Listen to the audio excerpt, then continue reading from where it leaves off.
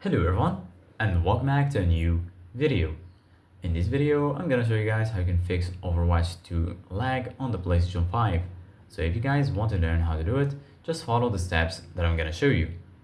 As you can see guys, I'm right now on the PlayStation 5 and this is how the homepage looks like. So right here, as you can see guys, you're gonna find your games and applications. Here in the right, you're gonna find your game library, and right here in the left you're gonna find PlayStation Plus and also PlayStation Store, and right here in the top you're gonna find all of the sections. Here you're gonna find games, media, search, settings, and here you're gonna find your profile icon.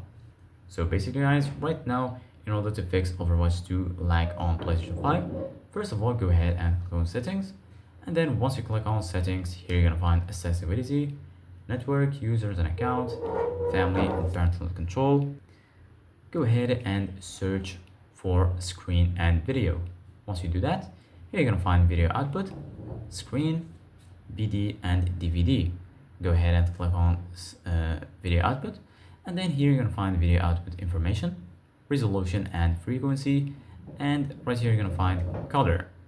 So right now go to resolution and frequency, and then right here you're gonna find resolution. You can choose the resolution that you want. Make sure you select the highest resolution possible.